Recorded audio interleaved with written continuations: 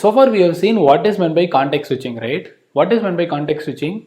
See, let us assume we have three processes as of now in the RAM, okay?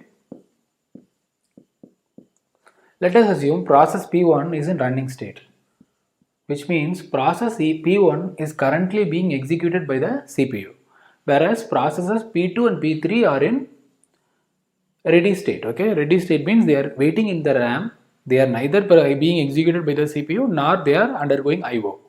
Fine. Now, whenever process P1 is preempted, which means after completion of P1, whenever we preempt it and we schedule some other process, say P2, that is what we mean by context switching, right? What is meant by context switching? We will preempt a process and then we will schedule some other process. Okay, that's what we mean by context switching. Whenever we preempt process P1, before preempting process P1, we will save the context of P1 somewhere so that we might have to continue after completing P2, and then we will schedule process P2. That's what we mean by context switching, right? We are switching the context, okay, between of two processes. Now, so far whatever problems we have seen, we assume that context switching time is 0 time units, right? See, so far we were drawing a Gantt chart and then we were saying that a process P1 executes for some time, P2 executes for some time, and so on. This is what we have been seeing it, right? It's just a dummy diagram. See, this is what we mean by context switching, right? This is what context switching. Context switching is nothing but we are actually switching context from P1 to P2. Okay. Now this time we have assumed as 0 so far in all our problems.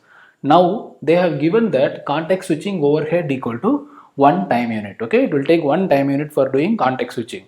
Now they have asked what is the average waiting time, response time, and all this. Okay. Let's compute it. It's a slight modification. Okay. It's not that difficult.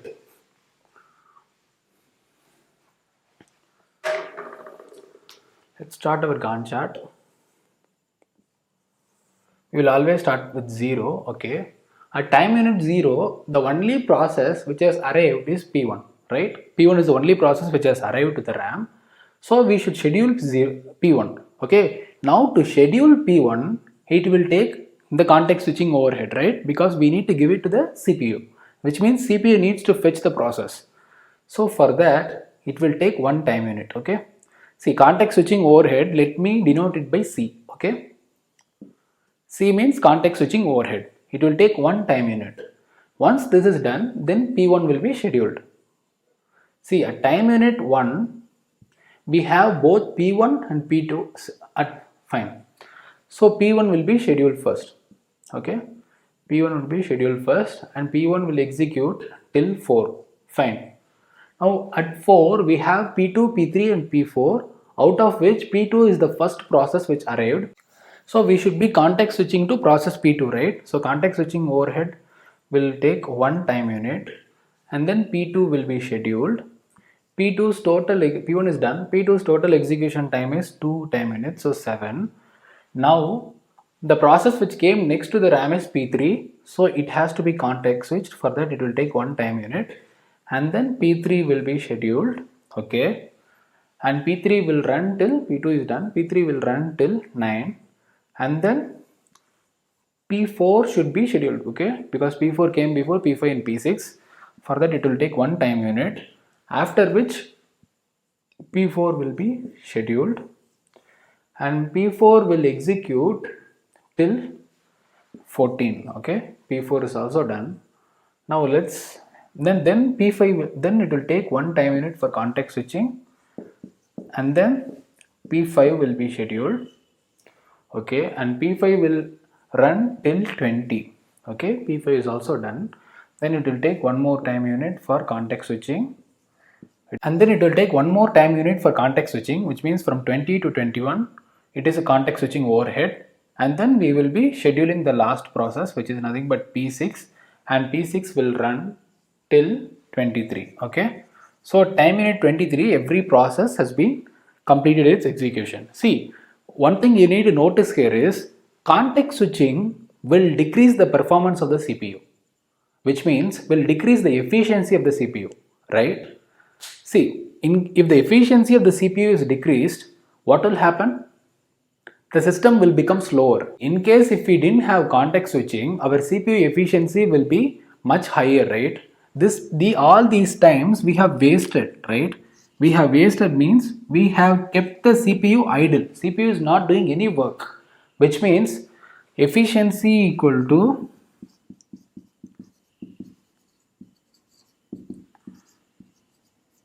useful time divided by total time.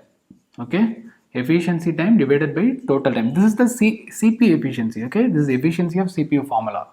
Now, out of the total time is 23 time units. Okay, total time is 23 time units.